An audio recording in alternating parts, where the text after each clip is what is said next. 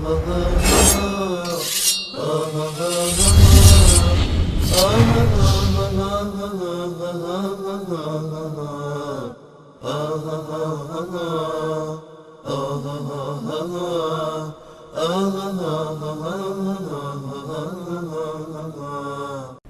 داره در مورد یک موضوع خیلی مهم صحبت بکنیم، موضوع عقیده و توحید. اگر یادتون باشه در هفته گذشته دوستی که اسمش عبدالله موحد گذاشته بود و ما میشناسیم که از چه قماشی هست ایشون، زنگ زدن و من از ایشون سوال خیلی ساده پرسیدم در مورد توحید، اقسام توحید. ایشون نخواست به این سوال پاسخ بده یا نمیتونست پاسخ بده. به هر صورت این یک درد است، یک مشکلی است که متاسفانه در بین شیعیان رافضی و در بین عموم شیعیان وجود داره که الله سبحانه و تعالی رو آنطوری که باید شاید نشناختن. ما در مورد توحید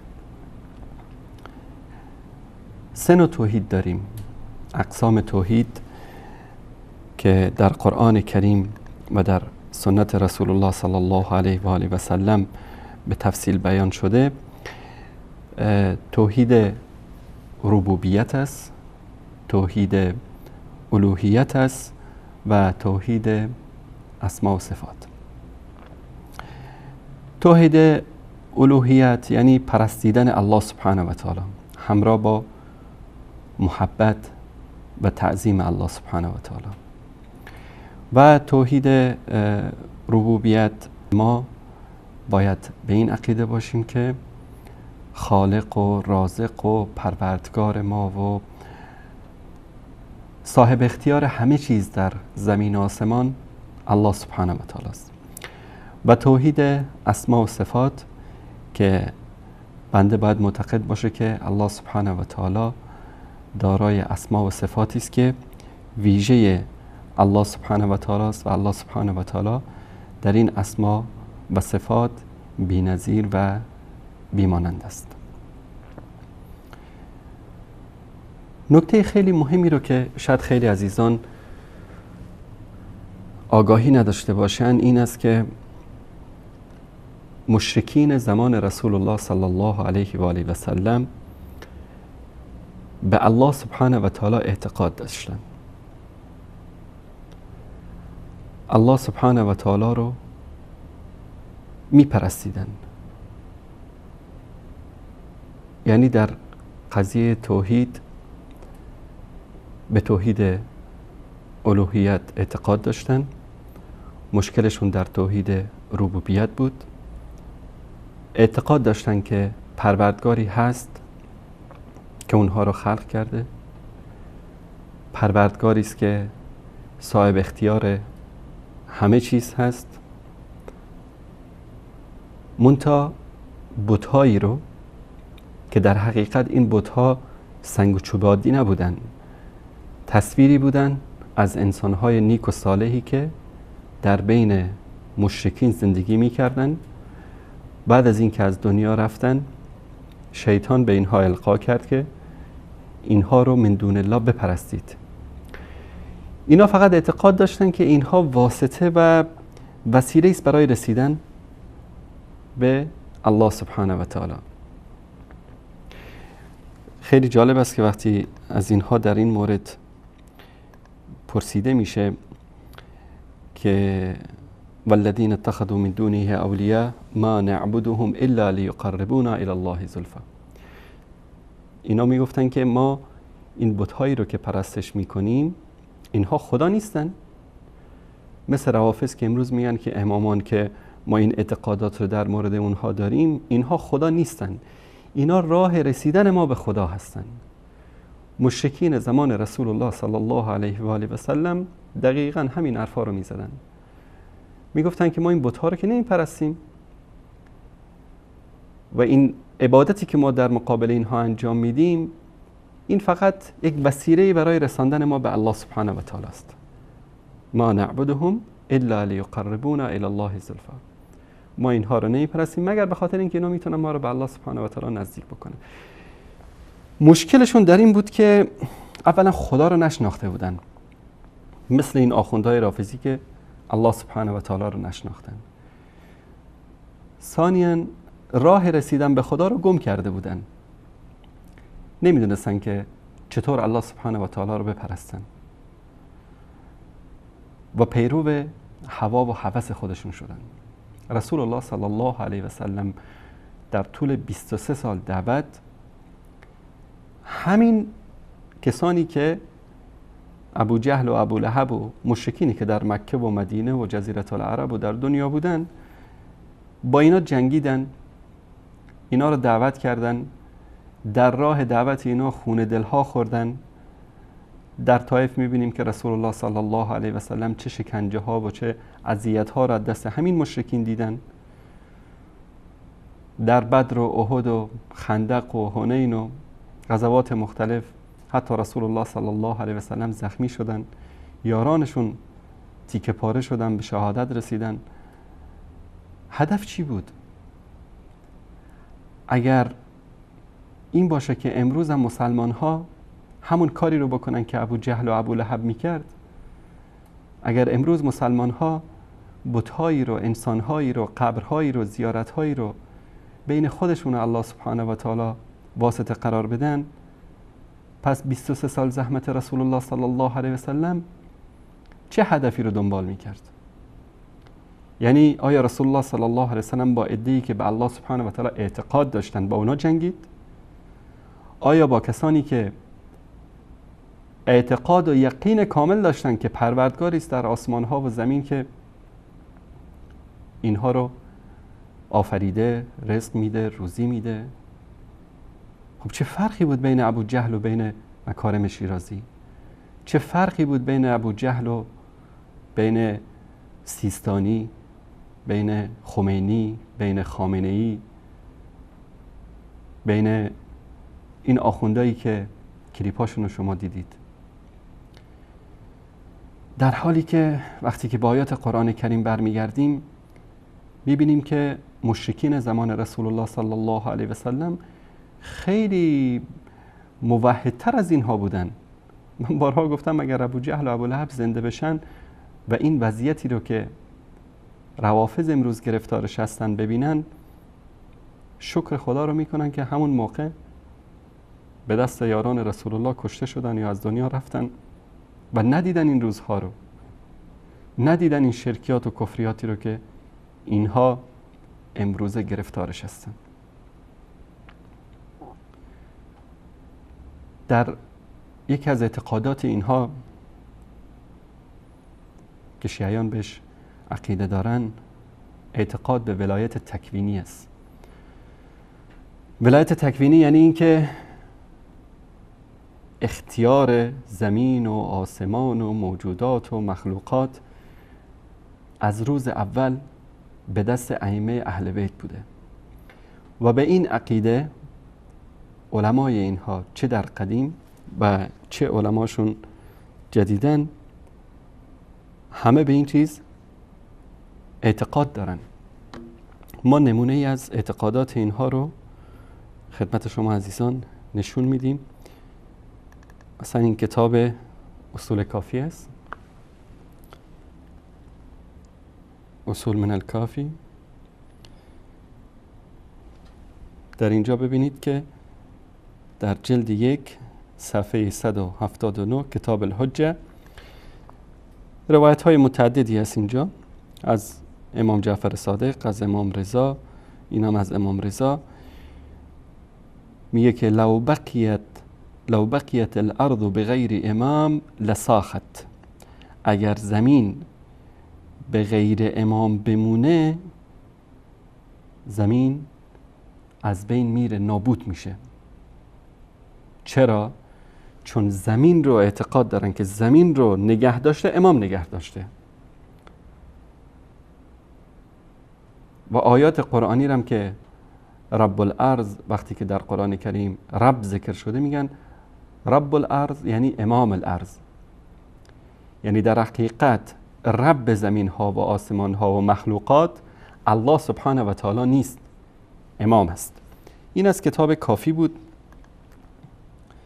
در کتاب الغیبه توسی دوستان عزیز نشون بدن، همین مطلب رو در اینجا میبینیم. در صفحه 179 در اینجا میگه که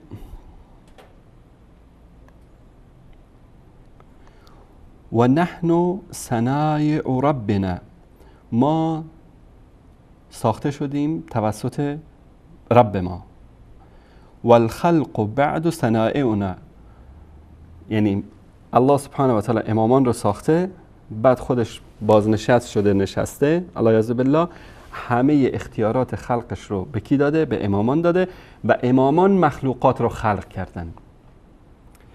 امامان فیل و شتر و گاو و گوسفند و آیت الله و حجت الاسلام اینا رو آفریدن. امام ها سگ و گربه و مارمولک و این چیزا رو آفریدن. امامان بودن که همه این مخلوقات رو آفریدن، درختان، زمین، مهتاب، آفتاب، همه چیز. این از این کتاب در الولایت التکوینیه از شیخ اسماعیل حریریشون،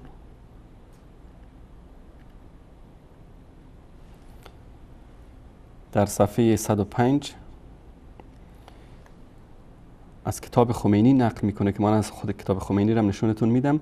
میگه فإن للإمام مقاما محمودا و درجة سامية و خلافة تكوينية تخضع لولايتها و سيطرتها على جميع ذرات الكون.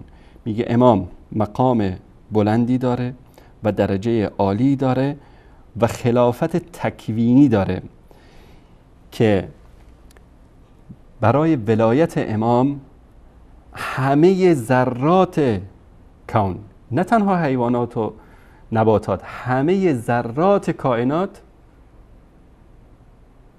پیرو این ولایت تکوینی امام هستن. این اعتقادی است که شیعیان در مورد، حالا وقتی که ما میگیم شیعیان منظور اعتقاد است، منظور اصل مذهب است. شاید یک شیعه عزیز امروز بیاد برادری خواهری بگه من این اعتقادات رو ندارم، اما اساس این مذهب اینه، شما چه بخواهید چه نخواهید اصل ستون دین اینه در نزد شیعیان. در بهارالانوار در جلدهای 35 36 احمد جان نشون بدن، در اینجا هم همین قضیه رو در صفحه 183 در کتاب، در اینجا این حرف عجیبی میزنه، از ائمه معصومین روایت میکنه که لا تقولوا فینا ربا، ما رو خدا نگید، و قولوا ما شئتم ولن تبلغوا، هر چی دیگه ای که بگید نمیرسه، یعنی به اون چیز حقیقتی که ما داریم نمیرسه، به اون خدایی که ما داریم نمیرسه. این در بهارالانوار. تشکر میکنم احمد جان. در جلد 54 و 55 هم در این مورد در کتابی که میگن که از امام زمان هست، نحن صنایع ربنا والخلق بعد صنایعنا، میگه ما مخلوقات پروردگار هستیم، ساخته شده پروردگار هستیم و مخلوقات ساخته ما هستن. شما دیگه هر چیزی رو که تصور میکنید، زمین، آسمان، باد، باران، همه چیز چی است؟ مخلوقاتی است که امامان آفریدن. این اعتقادات این هست و این جهت این که دوستان آگاه بشن، این الحکومت الاسلامیه از آقای خمینی است. در همین کتاب بخشی داره در صفحه 52 به نام الولایت التکوینیه. این رو به خاطر این نشون میدم که شما فکر نکنید که والله این اعتقادات کلینی و مجلسی و اینایی بوده که قبلا ستونهای دین تشیع بودن و این کتابها رو نوشتن، فعلا علمای شیعه این اعتقاد ندارن. یعنی ما از بین اینها خمینی رو انتخاب کردیم که خیلی از مسلمان ها فریب اینو خوردن و فکر میکنن که واقعا یک آدم خوب بوده، یک مشرک به تمام معناست. در اینجا چی میگه؟ فإن للامام، میگه که برای امام مقاما محمودا و درجة سامیة و خلافة تکوینیه. برای امام یک مقام رفیع و یک درجه عالی است و خلافت تکوینی داره. تخضع لولایتها و سیطرتها جمیع ذرات هذا الکون. برای ولایت امام و اختیارات امام، سیطره امام، جمیع یعنی همه ذرات، حتی ذره های این کائنات در مقابل ولایت و سیطره امام خاضعن و قبول دارن و حرفی نمیتونن بزنن، چرا که اینها در حقیقت آفریده های امام هستن. یعنی باران در مقابل امام چیزی نمیتونه بگه، چون که باران را امام آفریده.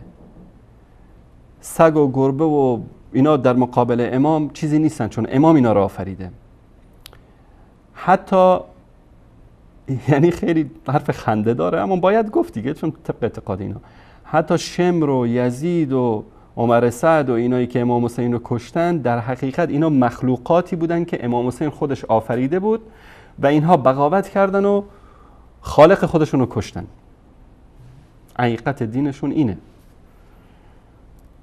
حرف بعد از اینه که خمینی میزنه واقعا کفری که بعد از این کفری وجود نداره. چی میگه؟ و این من ضروریات مذهبنا. از ضروریات یعنی چی؟ یعنی دیگه شیعی نمیتونه بگه که والله من اینو قبول ندارم، این از ضروریات مذهب است، اگر تو قبول نداری پس شیعه نیستی. میگه ان من ضروریات مذهبنا ان لائمتنا.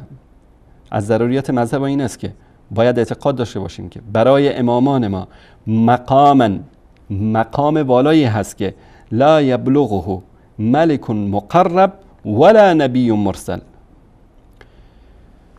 امامان ما مقامی دارن که، یعنی وقتی که ولایت تکوینی دارن، یعنی ملائکه رو اینا آفریدن، یعنی رسولان رو اینا آفریدن، یعنی پیامبران رو اینا آفریدن، یعنی انبیا رو اینا آفریدن، یعنی صحابه رو اینا آفریدن، اهل بیت، باقی اهل بیت رو اینا آفریدن. همین 12 تا رو اینا، کانال 12 تایی که انتخاب کردن از اهل بیت، اینا این مقام ولایت تکوینی دارن، بقیه ندارن. همه این چیزا رو آقایون ائمه آفریدن و اینها مقامی دارن که نه ملک مقرب بهش میتونه برسه و نه نبی مرسل. رسول، نبی مرسل کیا هستن؟ موسی، عیسی، ابراهیم، محمد صلی الله علیه و سلم، پیامبرانی که صاحب رسالت بودن، صاحب دین بودن.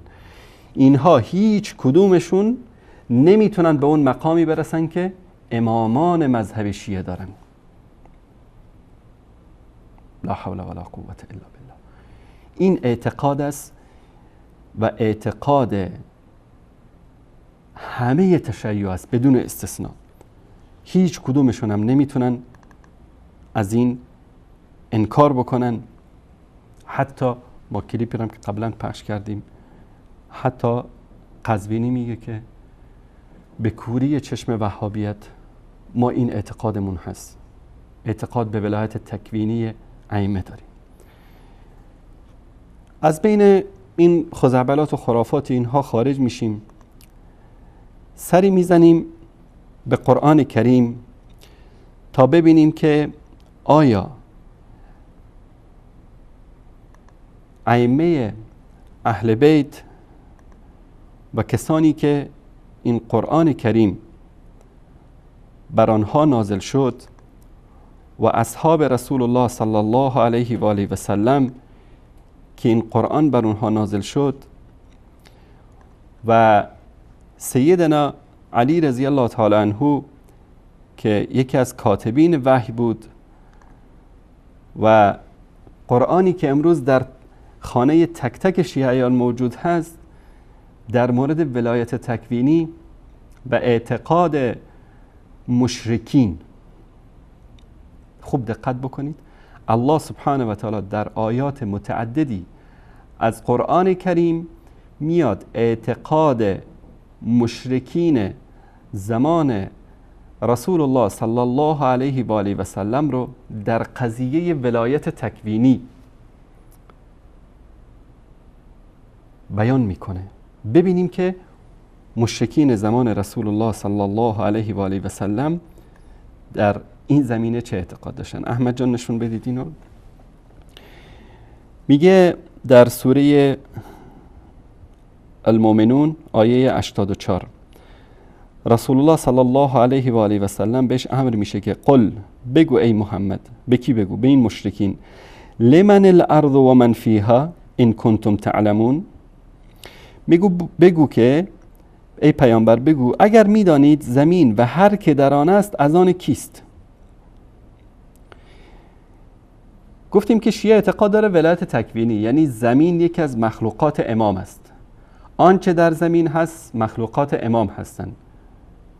تخضع لسیطرتها جمیع ذرات الکون، یعنی همه یک خاک، یک ذره از خاک هم چی است؟ مخلوق امام است و قائل به ولایت تکوینی امام. همون مشرکین زمان رسول الله صلی الله علیه و سلم که الله و رسولش با اونها جنگیدن و اونها رو نابود کردن، اونها میگفتن که وقتی ازشون سوال شد که قل لمن الارض و من فیها ان کنتم تعلمون سیقولون لله. سبحان الله. ببینید توحید ابو جهل و ابو لهب رو ببینید. میگفتن سیقولون لله قل افلا تذکرون.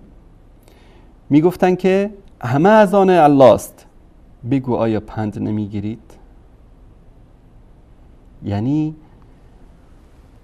مشرکین اعتقاد به ولایت تکوینی آنطوری که شیعه بهش اعتقاد داره نسبت به ائمه نداشتن، حتی نسبت به بت‌های خودشون. یعنی مشرکین زمان رسول الله صلی الله علیه و سلم اعتقاد نداشتن که بت‌ها زمین را آفریدن. میگفتن آفریدگار اصلی کی است؟ الله سبحانه و تعالی است. قل، بگو ای محمد به این مشرکین، من رب السماوات السبع و رب العرش العظیم. ای محمد بگو که پروردگار آسمان های هفتگانه و پروردگار عرش بزرگ الهی کیست؟ در جواب چی میگفتن؟ سیقولون لله قل افلا تتقون. وقتی که با اونا گفته میشد که پروردگار آسمان ها و زمین و پروردگار عرش عظیم الهی کیست؟ میگفتن الله هست. ببینید توحید مشرکین زمان رسول الله صلی الله علیه و سلم و مقایسه کنید با شرک آخوندهای رافضی. در آیه بعدی چی میگه؟ قل من بیده ملکوت کل شیء و هو یجیر ولا یجار علی ان کنتم تعلمون. بگو ای محمد به این مشرکین اگر میدانید چه کسی فرمان روایی همه موجودات در دست اوست و او پناه میدهد و کسی در برابر او پناه داده نمی شود. همه ملکوت کل شی یعنی چی؟ یعنی اختیار و فرمان روایی همه چیز در دست کیست؟ پناه میدهد و در مقابل او کسی پناه داده نمی شود. یعنی اختیاردار همه چیز کیست؟ آیا مشرکین میگفتن لات و منات و عزاست؟ اگر امروز به آخوند بگی که صاحب اختیار تو کیست؟ میگه امام. صاحب اختیار زمین کیست؟ امام. باران کی میاره؟ امام. حالا امامو بذارید کنار، یک جاهل بی سواد آج عباس قمی به قول آیت الله سید ابوالفضل برقی رحمه الله میگفت بی سواد بوده، بی سواد، علم نداشته اصلا. یک آخوند جاهل بی سواد این شده صاحب باران. شما باران میخواهید از خدا نخواهید، از آج عباس قمی بخواهید. اما ابو جهل و ابو لهب اگر باران میخواستن از کی میخواستن؟ صاحب اختیار باران کی بود؟ اگر از ابو جهل پرسیده میشد میگفت که الله سبحانه و تعالی است. ببینید وقتی که از اینا پرسیده بشه که ملکوت کل شی به دست کی است، صاحب اختیار فرمان همه چیز کی است، میگفتن سیقولون لله، خواهند گفت از آن الله هست. قل فانا تسحرون، پس چگونه جادو میشوید؟ این اعتقادات رو دارید، اینا رو همه چیز رو میدونید، اما وقتی که عبادت مطرح میشه به جای اینکه برای الله سبحانه و تعالی عبادت بکنید میرید برای بت‌هاتون قربانی میکنید، میرید برای بت‌هاتون نماز میخونید، میرید برای بت‌هاتون طواف میکنید. این مشکلی بود که مشرکین زمان رسول الله صلی الله علیه با این توحیدی که خدمتتون نشون دادم از قرآن کریم، با داشتن این توحید رسول الله صلی الله علیه و سلم با اونها جنگید. چرا؟ چون که اونها مشرک شدن، عبادت رو برای غیر الله سبحانه و تعالی انجام. چیکار میکردن؟ چرا میگن ان الشرک لظلم عظیم در قرآن کریم؟ در سوره لقمان شرک بزرگترین ظلم است. چرا؟ باران میگفتن که باران رو خدا میده، فرزند رو خدا میده، زمین و آسمان رو خدا اختیار داره، فرمانروای همه چیز، ملکوت کل شیء، کل چیزی که در دنیا وجود داره صاحب اختیارش الله سبحانه و تعالی است. خب وقت نماز خوندن که شد به طرف بت نماز میخوندن، وقت قربانی کردن که شد به پای بت قربانی میکردن. الله سبحانه و تعالی میگه خب شما که این اعتقادات رو داشتید، چرا عبادات رو برای بت‌ها انجام میدید؟ دقیقاً همون کاری که امروز مشرکین رافضی انجام میدن. میگن ما به خدا اعتقاد داریم، اما ائمه هستن که ولایت تکوینی دارن، بدتر از مشرکین زمان رسول الله. قربانی برای کی میکنین؟ برای امام رضا، برای امام حسین. نذر برای کی میکنید؟ برای ائمه. خب اینا نذر عبادت است، قربانی عبادت است، نماز عبادت است، طواف عبادت است. چرا این عبادت ها رو برای غیر الله سبحانه و تعالی انجام میدید؟ والا اینا وسیله ما هستن. همون حرف مشرکین زمان رسول الله، ما نعبدهم الا لیقربونا الی الله زلفا. من دوست دارم چند آیه دیگرم نشون بدم خدمت شما عزیزان از اعتقادات مشرکین زمان رسول الله صلی الله علیه و سلم و شما با مشرکین این زمان مقایسه بکنید. در سوره یونس آیه 31 الله سبحانه و تعالی در اینجا خطاب به مشرکین زمان رسول الله صلی الله علیه و سلم میگه که ای محمد، ای فرستاده من، بگو به آنها من یرزقکم من السماء والارض، کیست که از آسمان ها و زمین شما رو روزی میده؟ امن یملک السمع والابصار و من یخرج الحی من المیت و یخرج المیت من الحی و من یدبر الامر. میگه که بگو ای پیامبر من به این مشرکین که شما رو کی روزی میده از آسمان و زمین؟ کی صاحب و اختیاردار شنوایی و بینایی شما هست؟ کیست که زنده را از مرده و مرده را از زنده بیرون میکنه؟ و کیست که تدبیر میکنه همه امور رو، جهان رو، کار دنیا رو تدبیر میکنه؟ به نظر شما مشرکین چی میگفتن؟ میگفتن بت‌ها؟ نه، اونا تو این قضیه موحد بودن.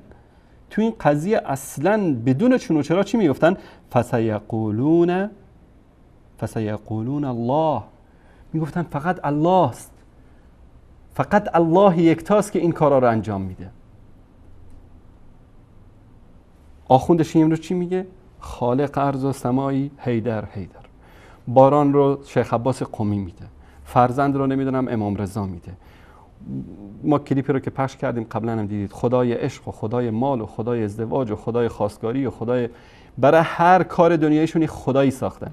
اگر که فلان مشکل داری به دربار فلان امام استغاثه کنن، دعای توسلشون رو بخونید. برای همه امور زندگیشون خداهای جداگانه‌ای ساختن. 14 تا خودشون اقرار کردن، کلیپش رو دیدید، خدا 14 تا خدا مثل خودش آفریده که اختیار داره. این است اسلام، این است قرآنی که اینها بوی ازش نبردن. بعد در آیه بعدی احمد جان اگر نشون بدی، بعد از اینکه الله سبحانه و تعالی این مسائل رو ذکر میکنه، اقرار میگیره از زبان شما، از زبان مشرکین چی میگه؟ فذلکم الله ربکم، این است الله پروردگار شما، ربکم الحق، پروردگار حقیقی شما. فماذا بعد الحق، چیست بعد از حق؟ بعد از حق چی است؟ الا الضلال، مگر گمراهی. حق این است، پروردگار شماست، صاحب اختیار همه چیز است. توحید یکتاپرستی رو فقط باید برای الله سبحانه و تعالی اعتقاد داشت. بعد از این الله هر چی که اسمشو میخواید بگذارید، هر مذهب و دینی که اسمشو میخواید بگذارید، گمراهی است. فانا تصرفون، پس به کدام طرف روی گردان میشوید؟ از حق و حقیقت به کدام طرف میروید؟ تدبیر همه چیز رو در زمین و آسمان ها، در همه کائنات الله سبحانه و تعالی انجام میده. کسی به اندازه ذره‌ای هم صاحب اختیار نیست. همه چیز در دست اوست. چطور میگید که باران رو شیخ عباس قمی براتون میاره؟ در آیه دیگه در سوره عنکبوت آیه 61 در اینجا هم الله سبحانه و تعالی میاد حالت مشرکین زمان رسول الله صلی الله علیه وسلم رو بیان میکنه که ولئن سألتهم من خلق السماوات والارض وسخر الشمس والقمر لیقولون الله. اگر از اونا بپرسی که خالق آسمان ها و زمین و صاحب اختیار خورشید و مهتاب کیست، جواب میدن که الله. فانا یؤفکون، چگونه از حق منحرف میشوند؟ چی میگه بعد الله سبحانه و تعالی در اینجا وصف خودش رو بیان میکنه که الله یبسط الرزق لمن یشاء. الله سبحانه و تعالی به هر کس از بندگانش که بخواهد، لمن یشاء من عباده، الله سبحانه و تعالی به هر کس از بندگانش که بخواهد رزق میدهد. و یقدر له، یا برایش چیکار میکنه؟ تنگ میکنه، به مقدار معین بهش میده حسب اون چیزی که الله سبحانه و تعالی صلاح میبینه. ان الله بكل شیء علیم، الله سبحانه و تعالی به هر چیزی داناست. الان دیدید لحظات پیش که این آخون میگه که باران رو حاج عباس قمی براشون میفرسته. حضرت معصومه که برای همه عالم مشغول خدمت رسانی هست، بیکار نیست که فقط برای مردم قم باران بفرسته. مردم قم که به شیخ عباس قمی هم باران بخوان براشون میفرسته. وقتی که از ابو جهل و ابو لهب سوال شد که باران رو برای شما کی میفرسته، به نظر شما جوابشون چی بود؟ به این آیه توجه کنید. ولئن سألتهم، و اگر که از آنها بپرسی من نزل من السماء ماء فاحیا به الارض بعد موتها، اگر از مشرکین بپرسی که چه کسی از آسمان باران رو نازل کرد که زمین مرده رو زنده کرد، لیقولون الله. چی میگفتن؟ ابو جهل و ابو لهب میگفتن که الله باران رو نازل کرد. شما رو به خدا، ابو جهل موحد تر است یا مکارم شیرازی؟ ابو جهل موحد تر است یا قزوینی؟ ابو جهل موحد تر است یا آخوندهای رافضی که ما کلیپاشون رو پخش میکنیم که در شبکه مکارم شیرازی همین شرکیات و کفریات ابو جهل و ابو لهبی رو در اونجا بدتر از ابو جهل و ابو لهب نشر و پخش میکنن. بعد الله سبحانه و تعالی میگه قل الحمد لله بل اکثرهم لا یعقلون. بگو ای محمد حمد و ثنا و ستایش مخصوص الله است، بلکه بیشتر از اینها عقل ندارن، بی عقلن. اگر عقل می داشتن این نسبت ها رو به الله سبحانه و تعالی نمی دادن. میریم به آیه، این هم در مورد باران هست. واقعا جالب است این در سوره نمل آیه 60 که الله سبحانه و تعالی میفرماید که امن خلق السماوات والارض وانزل لكم من السماء ماء فانبتنا به حدائق ذات بهجة ما كان لكم ان تنبتوا شجرها.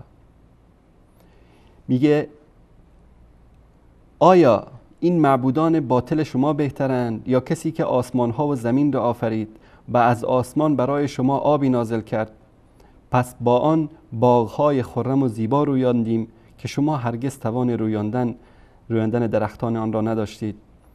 در ادامه چی میگه؟ اإله مع الله، آیا معبود دیگری با الله هست؟ بل هم قوم یعدلون، بلکه آنها گروهی هستند که از حق منحرف میشوند. و کسان دیگری رو امتراض الله سبحانه و تعالی قرار میدهند.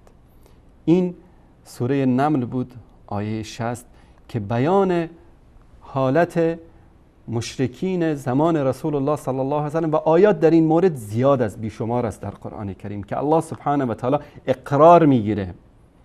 مثل که یک مجرمی رو میارن در بازپرسی ازش اقرار میگیرن، اعتراف میگیرن به گناهانی که کرده، حقیقت رو اونجا دیگه نمیتونه اونجا انکار بکنه، نه والله من این کار نیستم، نه اونجا میاد همه چیز رو، همه سیر و پیاز خودش رو افشا میکنه. مشرکین وقتی در مقام استجواب در مقابل الله سبحانه و تعالی قرار گرفتن، پیامبر صلی الله علیه و سلم این سوالات ازشون پرسید، مردانه بدون تقیه جواب دادن، گفتن همه چیز به دست الله سبحانه و تعالی است. منتها چی کار میکردن؟ عباداتی رو برای بت‌های خودشون انجام میدادن.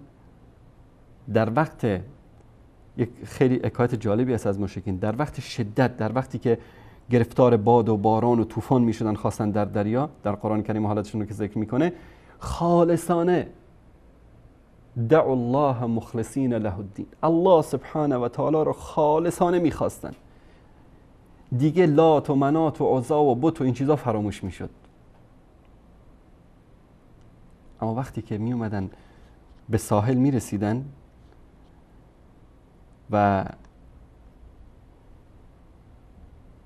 به آسایشگاه خودشون می رسیدن، من این آیه رو خدمت شما بیارم.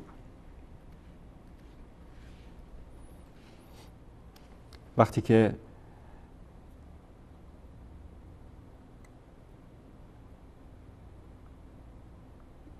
که از کشتی نجات پیدا می کردن، از طوفان نجات پیدا می کردن، می اومدن به ساحل می رسیدن. در اینجا خیلی جالب در سوره عنکبوت آیه 65 احمد جان نشان بده، فاذا ركبوا في الفلك دعوا الله مخلصین له الدین، وقتی که به کشتی سوار می شدن الله سبحانه و تعالی رو با اخلاص تمام می شدن وهابی، توحید 100%، هیچ چیزی غیر از خدا وجود نداره. که وهابی گفتن به قول ایناست، نه چون هر کس موحد واقعی باشه بهش میگن وهابی. مخلص می شدن، با اخلاص تمام الله سبحانه و تعالی رو می خواندن. برعکس شیعیان رافضی مشرک امروزه، اگر در دچار سختی شدن به درگاه ابوالفضل و مهدی و حسن و حسین و تقی و نقی میرن، نه به درگاه الله سبحانه و تعالی. در حالی که ابو جهل و ابو لهب اگر به سختی و مشکلات می افتادن به درگاه الله سبحانه و تعالی میرفتن.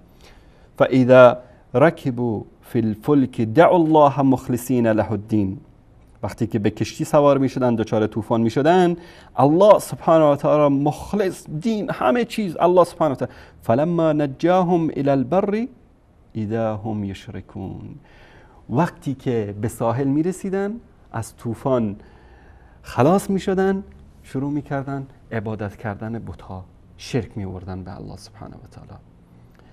دقیقا این عمل برعکس است در جامعه امروزی شیعیان رافضی. میگه که خدا خواست که مثلا احمد آقا تصادف بکنه، البته احمد آقای ما نه، احمد آقای دیگه، خدا همه را حفظ بکنه.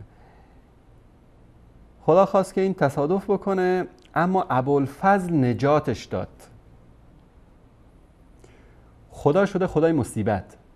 البته این اعتقاداتشون برگرفته شده از همون اعتقادات آتش پرستی قدیم هست، چون که در اون زمان خدای رحمت بود و خدای غضب بود و یزدان بود و اهریمن بود و یکی خیر می آفرید یکی شر می آفرید، اینا همیشه با هم درگیر بودن.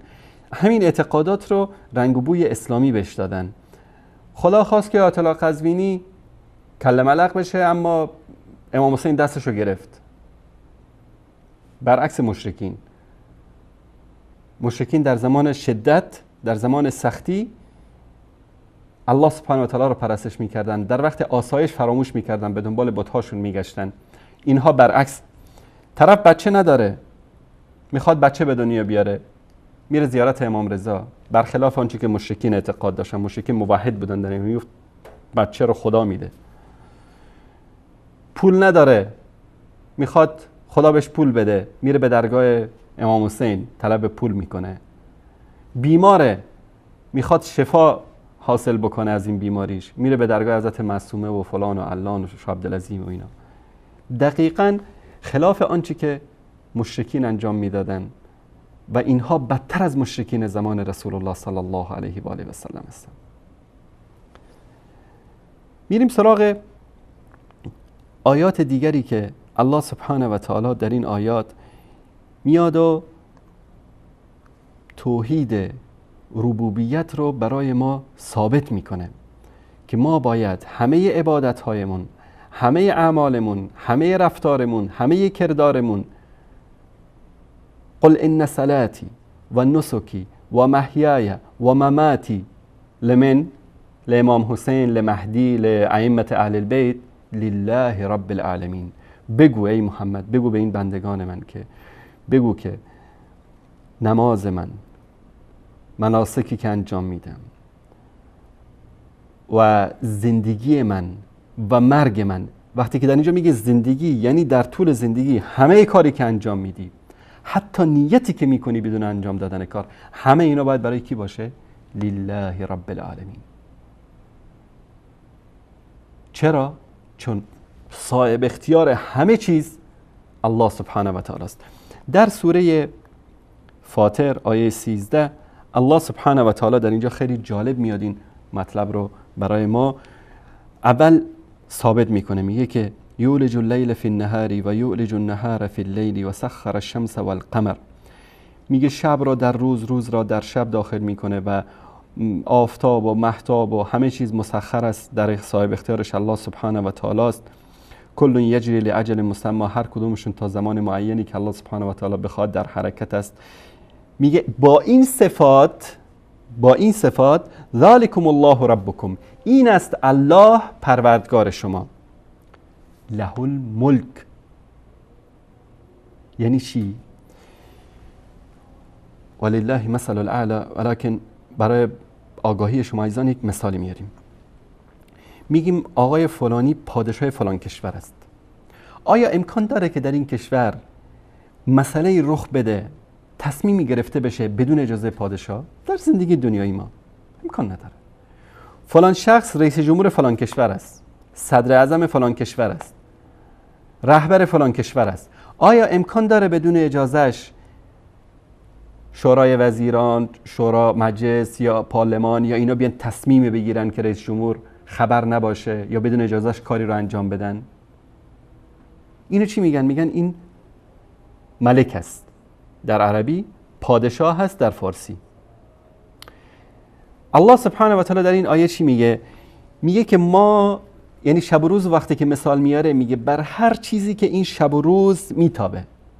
حالا در دنیا ما یا شب داریم یا روز داریم، خارج از منظومه شمسی هم ما یا شب داریم یا روز داریم. در همه کائنات یا شب است یا روز است، ولو اینکه مقدارش فرق میکنه با مقدار شب و روزی که در زمین است. اینا رو وقتی الله سبحانه و تعالی مثال میاره، یعنی در هر جایی که این شب و روز وجود داره، در همه کائنات، بین همه کواکب و ستارگان، ما هستیم که این حرکات رو انجام میدیم، ما هستیم که اینها رو در حرکت در میآوریم یا متوقف میکنیم. صاحب اختیار و همه چیزشون ما هستیم. بعد چی میگه؟ له الملک، پادشاهی از آن هوست، مالکیت از آن هوست، اختیار در دست اوست. همه چیزی که در کائنات هست، در بین مخلوقات هست، همه بدون استثناء پادشاه و صاحب اختیارش کیست؟ له الملک. برای الله سبحانه و تعالی اختیار و پادشاهی این هست. والذین تدعون من دونه ما یملکون من قطمیر. کسانی که غیر از اینها شما میخوانید صاحب پوست نازک هسته خرما هم نیستن. من بارها گفتم خرما رو میخوریم، هسته‌شو میکاریم، این پوست نازکی که روی هسته خرما هست به درد هیچی نمیخوره. شاید هدف از خلقت همین پوست این بوده که الله سبحانه و تعالی اینو مثال بزنه برای مشرکین، برای کسانی که الله سبحانه و تعالی رو نشناختن، برای این آخوندا. برای این آیات عظام و حجج اسلام که کسانی رو که من دون الله که شروع شد از رسول الله صلی الله علیه وسلم که اشرف مخلوقات است شروع میشه الا ماشاءالله، اینها صاحب اختیار پوست نازک هسته خرما هم نیستن. آخوند میگه که هستن، آخوند میگه که اینها میشنوند. الله سبحانه و تعالی در این آیه خیلی جالب این مطلب رو میاد مثال میزنه و بیان میکنه. میگه این تدعوهم لا يسمعوا دعاءکم، این من دون الله هر کسی که است اگر شما اینها را بخوانید دعا و درخواست شما را نمیشنوند. قزوینی میگه میشنوند، آخوند میگه میشنوند، مرجع تقلید میگه میشنوند. الله سبحانه و تعالی این در رو هم برای اینها بسته. ای کاش عقل میداشتن، چشم بصیرت میداشتن میدیدن. در ادامه آیه چی میگه؟ ولو سمعوا، حالا به فرض محال بشنون، داد و بیداد میزنن که مرده میشنوه. مرده میشنوه، به سر کلهشون میزنن که مرده میشنوه. ما میگیم مرده نمیشنوه. اختلاف هست در بین علما، حتی در بین اهل سنت علما اختلاف دارن. بعضیا میگن مرده ها میشنون، بعضیا میگن مرده ها نمیشنون. بیایید ما همه بشریت یک صدا بگیم که مرده ها میشنوند. خداوند چی میگه؟ الله سبحانه و تعالی میگه ولو سمعوا، بت میشنوه؟ هیچ الاغی نمیگه که بت میشنوه، سنگ و چوب نمیشنوه. لات و منات و عزا میشنوه، مهتاب و ستاره میشنوه، حیواناتی رو که میپرستن میشنوه، حرفای ما رو میفهمه میشنوه. اینایی که مثلا در هند هزاران خدا دارن در اونجا، یکی مهتاب میپرسته، یکی ستاره، یکی سنگ، یکی چوب، یکی کوه، یکی درخت، یکی آتش، یکی هر چیز میپرستن. حتی آلت تناسلی زن و مرد هم میپرستن در اونجا. الله سبحانه و تعالی میگه که به فرض محال همه مرده ها شنیدن. امام رضا در قبرش شنید، امام حسین شنید، مهدی شنید، تقی شنید، نقی شنید، علی شنید، عمر شنید، ابوبکر شنید، رسول الله شنید. همه اینها شنیدن. ولو سمعوا، در ادامهش میگه مستجابوا لكم، ولو سمعوا مستجابوا لكم، اگرم که بشنوند به فرض محال، شما میگید میشنوند، اگرم که بشنوند، قدرت جواب دادن به شما رو ندارن. قدرت اینو ندارن که اون خروارها خاکی که سرشون ریخته شده یک ذره‌شو از خودشون دور بکنن. قدرت اینو ندارن که اون کرم‌هایی که میاد بدنشون رو میخوره اونا رو از خودشون دور بکنن. قدرت اینو ندارن که برای یک ثانیه به این دنیا برگردن. قدرت اینو ندارن که یک قطره باران به کسی بدن. قدرت اینو ندارن که فرزندی به کسی بدن. ولو سمعوا ما استجابوا لكم. بعدش شاید بگن آقا این آیات در مورد بت‌هایی است که مشرکین میپرستیدن. آیه بعدی جواب اینا رو میده. چی میگه؟ و یوم القیامت یکفرون بشرککم. روز قیامت آیا سنگ و چوب میاد اونجا شهادت میده یکفرون بشرککم؟ روز قیامت این شرک شما رو، به این شرک شما کفر میورزن، انکار میکنن شرک شما رو. کی میاد در اونجا در پیشگاه الله سبحانه و تعالی؟ همین ائمه‌ای که میپرستیدید، از همین ائمه‌ای که چیز میخواستید، از همین ائمه‌ای که از عباس قمی و غیره که باران میخواستید، از معصومه و شبدالعظیم و غیره، همینایی که از اینا شما این چیزا رو میخواستید، یوم القیامت یکفرون بشرککم. روز قیامت در پیشگاه الله سبحانه و تعالی حاضر میشن، میگن ای شیعه، ای رافضی، ای آخوند، مگر ما به شما نگفته بودیم در قرآن کریم، نخوانده بودید در کتاب الهی؟ بیش از 1437 سال در بینتون این کتاب بود. در این کتاب اومده بود که ولو سمعوا ما استجابوا لكم، اگرم بشنون اجابت نمیکنن. پس چرا شما از ما خواستید؟ ما امروز از شما بیزاریم، ما امروز کفر میورزیم به این عقیده‌ای که شما دارید. و یوم القیامت یکفرون بشرککم. الله سبحانه و تعالی میاد به این وضاحت، به این روشنی بیان میکنه برای ما. این از توحید، این از یکتاپرستی. اگر بیای آیات قرآن، حقیقت اسلام، روح دعوت رسول الله صلی الله علیه و سلم رو بیان بکنی، میگن آقا اینا وهابی هستن، حرف اینا. یکیشون خیلی جالب بود، میگفت با وهابی نمیشه بحث کرد. چرا؟ تا که صحبت بکنی میگه قال الله و قال رسول. این اصطلاحات رو بذارید کنار. سنی، وهابی، سلفی، صوفی، کوفت و زهرماری که هست، اینا رو بذارید کنار. ما و شما بیایم از قرآن. الله سبحانه و تعالی نگفته که برید عقیدتون از شیخ عباس قمی بگیرید و از مکارم شیرازی بگیرید و از ابو حنیفه بگیرید و از مالک و شافعی و احمد ابن حنبل و فلان و علان بگیرید. اینها یا از محمد ابن عبدالوهاب و ابن تیمیه و حالا شاید بگن که اینا وهابی‌ها رو نگفتن و بقیه رو گفتن. من میگم بعد از رسول الله صلی الله علیه و آله و سلم عمر، ابوبکر، طلحه، زبیر، عثمان، علی، حسن، حسین، عایشه، فاطمه، زینب، خدیجه، همه صحابه و اهل بیت، بعد از اونا همه تابعین، بعد از اونا همه مفسرین، محدثین، بعد از اونا همه فقها، امام احمد ابن حنبل، امام شافعی، امام ابو حنیفه، امام مالک، همه اهل بیت از علی گرفته تا امام زمان موهومتون، همه اینها هر حرفی رو که بزنن برخلاف آنچه که در قرآن کریم اومده، ما چنان محکم به دیوار میزنیم که آثاری از اون باقی نمونه. چرا؟ چون الله سبحانه و تعالی گفته اطیع الله و اطیع الرسول، نگفته و اطیع اولو الامر. ولو این که اینا امامان ما باشن، حاکمان ما باشن، پادشاهان ما باشن، خدا نگفته اطیع اولو الامر، گفته اطیع الله و اطیع الرسول. آنچه که الله گفته، آنچه که رسول الله گفته، بدون چون و چرا قبول میکنیم، بهش اعتقاد داریم، بهش ایمان داریم، در زندگیمون پیاده میکنیم. بعد از اینها اولوالامر ما، چه علمای ما، چه حکام ما، چه بزرگان ما، چه اهل بیت، چه صحابه، چه تابعین، هر شخصیتی که باشه، هر چی که گفته در میزان قرآن و سنت میسنجیم. موافق قرآن و سنت بود قبول میکنیم، مخالف بود میزنیم به دیوار. ابو حنیفه اینو گفته رضی الله تعالی عنه. امام احمد ابن حنبل، امام شافعی، امام مالک، امام جعفر صادق، همه بزرگان دین رضی الله عنهم اجمعین این حرف زدن. در آثار موجود است از همه اینا این اقوال نقل شده، شد به الفاظ مختلف. هرچی که موافق قرآن و سنت بود از ما بگیرید، هرچی مخالف بود به دیوار بزنید. دین ما، عقیده ما که سبب نجات ماست. شما میخوای میلیاردها رکعت نماز بخوان، شما میخوای همه دارایی های دنیا رو مالک شو و در راه خدا خرج بکن، هزاران مرتبه حج بکن، طول سال، طول زندگی روزه بگیر، مشرک باشی با کله میری جهنم. چرا؟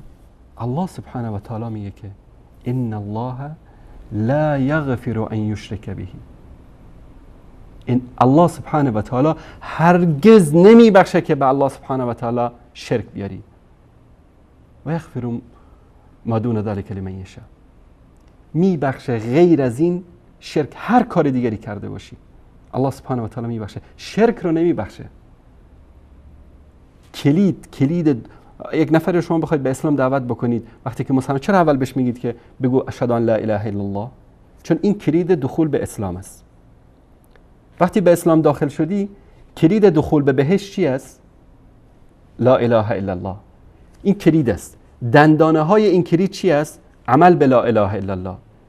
وقتی که وارد اسلام شدی گفتی اشهد ان لا اله الا الله اشهد ان محمد رسول الله، کلید دخول جنت دست تو داده شد.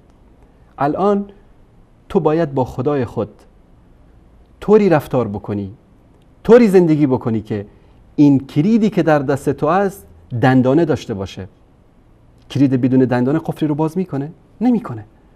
دندانه های کلید جنت چی است؟ عمل به لا اله الا الله. تنها گفتن لا اله الا الله به درد نمیخوره. عبدالله ابن ابی ابن سلول هم گفت لا اله الا الله، کلید دستش داده شد، اما چون نفاق داشت در دلش، عمل نکرد به لا اله الا الله، اون کلید به دردش نمیخوره. بکشه خودشو پشت در جنت براش باز نمیشه. پس هر کاری میخوای بکن در این دنیا، هر عملی که انجام بدی در این دنیا، شاید الله سبحانه و تعالی ببخشه، اما شرک رو خودش وعده کرده ان الله لا یغفر ان یشرک به. خداوند نمیبخشه گناه شرک رو، هرگز نمیبخشه. چرا؟ از شروع قرآن کریم، از سوره حمد تا سوره ناس، همش توحیده، همش دعوت به توحیده، همش دعوت به دوری از شرکه. توی که اسم تو مسلمان گذاشتی 50 سال 40 سال 60 سال 70 90 100 سال عمر کردی، یک مرتبه نیومد این سوره حمد رو از اول تا آخر بخونی بهش عمل بکنی؟ یک بار فکر نکردی، تدبر و تعقل نکردی که ایاک نعبد و ایاک نستعین یعنی چی؟ هر روز در نمازت اینو خوندی، توی شیعه، توی سنی، صوفی، هر چی که هستی، تنها تو را میپرستیم و تنها از تو یاری و مدد میجوییم. السلام علیکم و رحمت الله، السلام علیکم و رحمت الله. یا علی کوفت زهر مار چند ثانیه قبل گفته ایاک نعبد و ایاک نستعین، الان میگی یا علی. یعنی چی؟ یعنی اینکه این آیات رو نفهمیده، یعنی اینکه این آیات رو درک نکرده، یعنی اینکه اصلا این آیات تأثیری در زندگی عملی نداشته، یعنی اینکه کلید لا اله الا الله این دندانه نداره. چطور میخواد وارد جنت بشه؟ چطور میخواد مشمول رحمت الهی قرار بگیره؟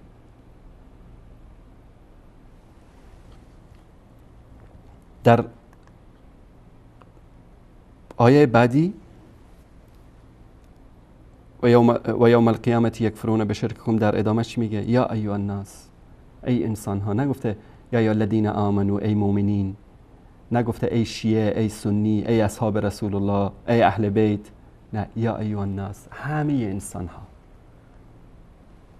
از بیل گیتس میلیاردر دنیا گرفته تا اون فقیری که در گوشه آفریقا نانش شب و روز برای خوردن نداره. چی میگه؟ یا ایها الناس انتم الفقراء الی الله. همه شما در پیشگاه الله سبحانه و تعالی فقیری. چرا؟ چون در یک ثانیه میتونه این میلیاردر رو الله سبحانه و تعالی همه داراییاشو نابود بکنه. والله هو الغنی الحمید. الله سبحانه و تعالی بی نیاز ستوده شده است. آیه بعدی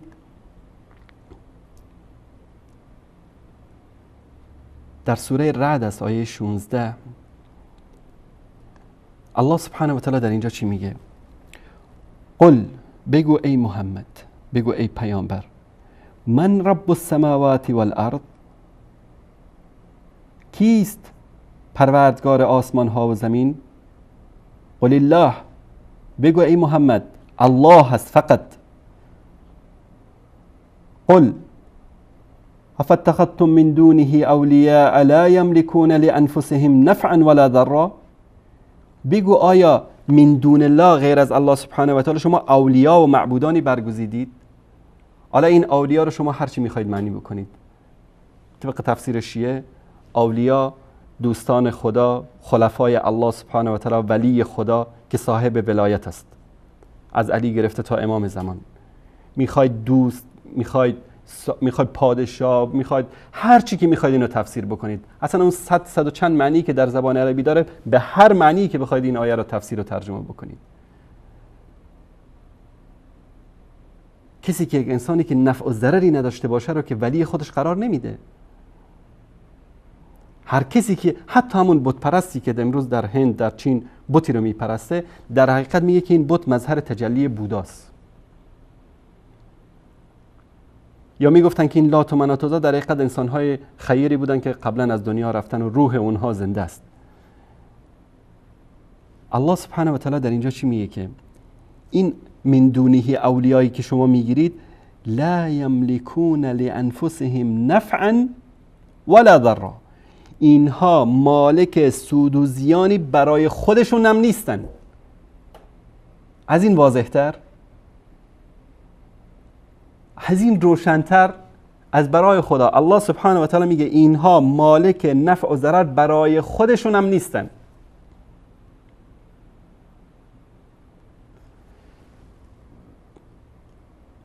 قل هل یستوی الاعمی والبصیر، بگو آیا نابینا و بینا برابرند؟ الله سبحانه و تعالی بصیر است، یکی از اسمای الله سبحانه و تعالی. الله سبحانه و تعالی بیناست به همه شؤون مخلوقاتش. اما آیا انسان، ولو اینکه محمد مصطفی صلی الله علیه و سلم باشه، میتونه بینا باشه به همه اعمال بندگان الله سبحانه و تعالی؟ خواستن بعد از این که ولو این که در دنیا زنده باشه. رسول الله صلی الله علیه و سلم اگر وحی ازشون قطع میشد جواب سوال مشرکین رو نمیتونستن بدن. مشرکین میبودن سوال میکردن، رسول الله صلی الله علیه و سلم میگفتن ان شاء الله جواب شما رو میدم. وحی میومد، جبرئیل جواب میداد، پیامبر صلی الله علیه و سلم ابلاغ میکردن.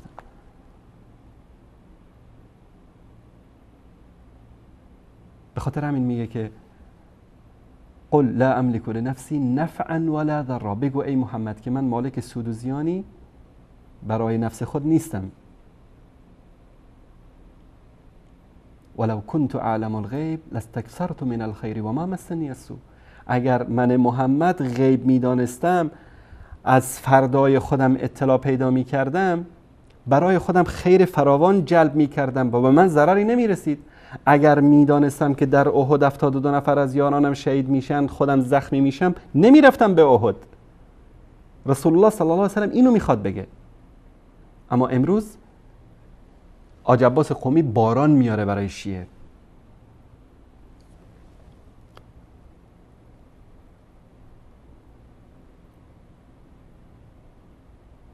در ادامه این آیه الله سبحانه و تعالی میفرماید که قل هل یستوی الاعمی والبصیر، هم هل تستوی الظلمات والنور، آیا تاریکی ها و نور با هم برابرند؟ ام جعلوا لله شرکاء خلقوا كخلقه فتشابه الخلق علیهم، آیا اینها شریکانی برای الله سبحانه و تعالی قرار دادن که مانند مخلوقات الله سبحانه و تعالی آفریدن، پس این آفرینش ها بر آنها مشتبه شده است؟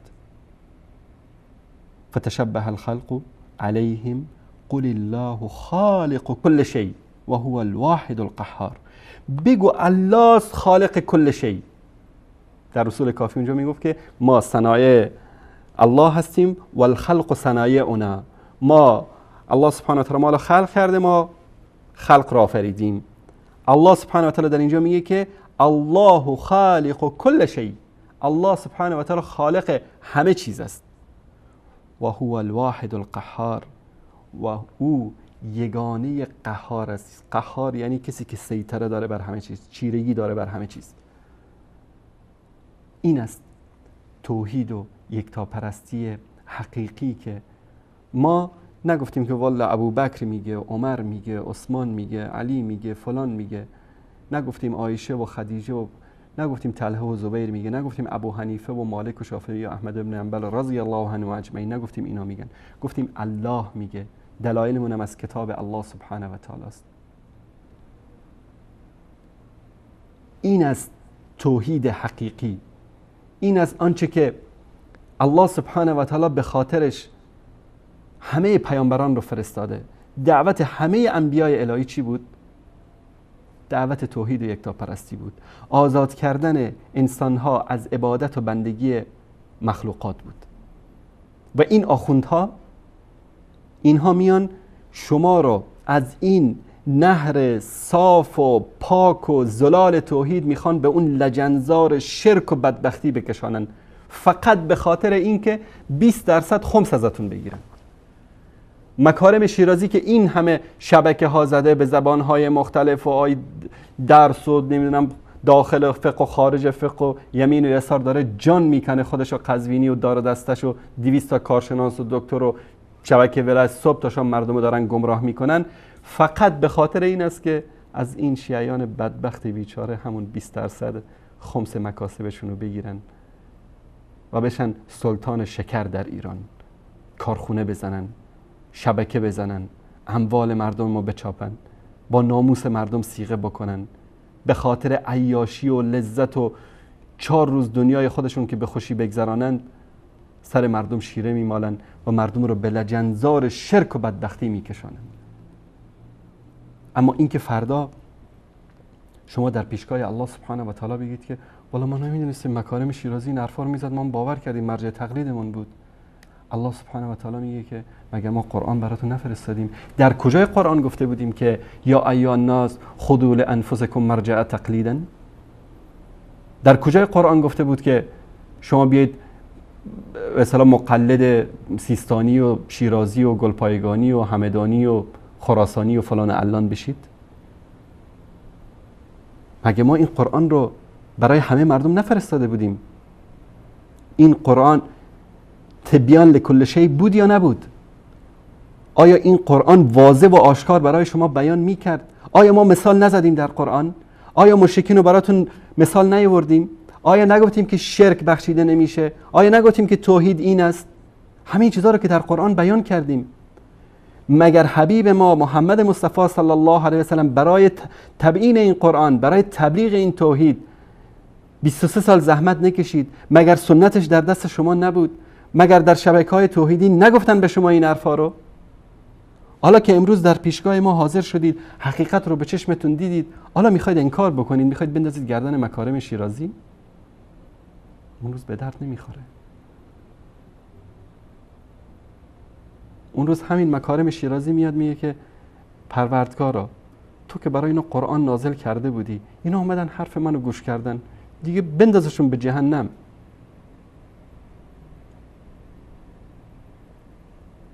پس به خودتون بیایید، رها کنید این آخوندهایی رو که به خاطر شهوترانی و به خاطر عیاشی خودشون میخوان دین و دنیای شما رو خراب بکنن. به نام مهدی شما رو فریب دادن، مهدی که رسول الله صلی الله علیه و سلم بشارت دادن که در آخر زمان میاد دنیا رو پر از عدل و داد میکنه. از این مهدی خدایی ساختن که 1200 خورده سال است که غیر از بدبختی و مصیبت، غیر از تباهی در دین و دنیا چیز دیگری برای شیعیان برمغان نیورده. دینتون رو تباه کرده. میدونید چرا؟ چون قرآن 17000 آیاتی رو با خودش گرفته، از ترس اینکه شکمش پاره بشه این ترسوی بزدل فرار کرده.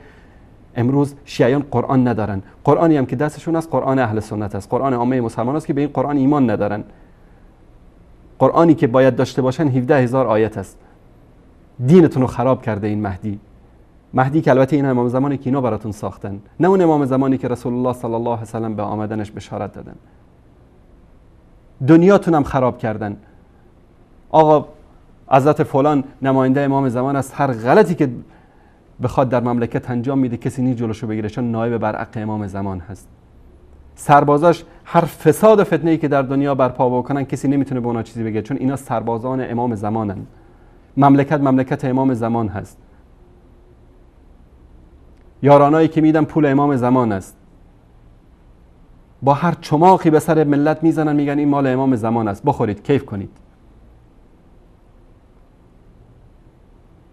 ما این وظیفه ما بود که این مطالب رو برای شما بگیم. نه نیازی به این است که شما بیاید پیرو دین و اعتقادات ما بشید. نه ما کم هستیم که والا شما بیاید برای ما سیایی لشکر بشید. اما این الله سبحانه و تعالی میگه که شما کنتم خیر امة اخرجت للناس تأمرون بالمعروف و تنهون عن المنکر. شما بهترین امت ها هستید. چه صفت دارید؟ چرا بهترین امت ها هستید؟ امر میکنید به نیکی و باز میدارید مردم را از بدی. تأمرون بالمعروف و تنهون عن المنکر. و این اتمام حجتی باشه برای ما در پیشگاه الله سبحانه و تعالی که یا الله ما دین تو رو، آنچه که در قرآن کریم نازل کرده بودی بر محمد مصطفی صلی الله علیه و آله و سلم، به اندازه‌ای که استطاعت و توانایی داشتیم برای مردم رساندیم. و ما علینا الا البلاغ.